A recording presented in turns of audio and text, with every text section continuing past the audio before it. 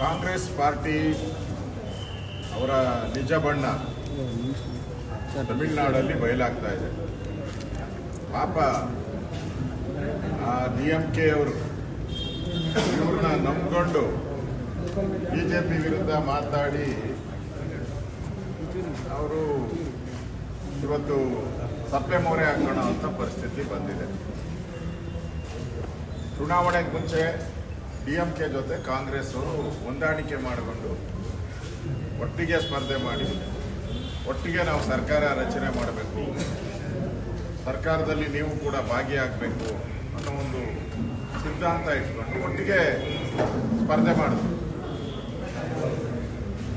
ಚುನಾವಣೆ ಆದಮೇಲೆ DMK ಸೋಲಾಯಿತು.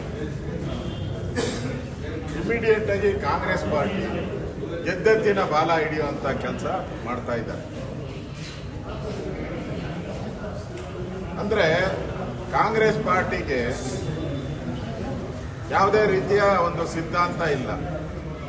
ಗೆದ್ದೆತ್ತಿನ ಬಾಲ ಹಿಡಿಯುವಂಥದ್ದು ಅವ್ರ ಚಾಳಿ. ಯಾರು ಇವರನ್ನ ನಂಬಿದ್ರು ಅವರ ಬೆನ್ನಿಗೆ ಚೂರಿ ಹಾಕಿದ್ದಾರೆ. DMK ಬೆನ್ನಿಗೆ ಚೂರಿ ಹಾಕಿದ್ದಾರೆ.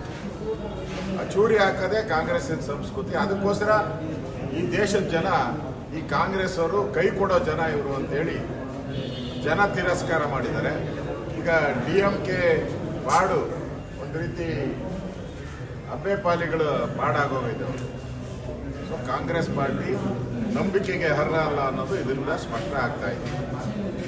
ಇಂಡಿಯಾ ಒಕ್ಕೂಟದ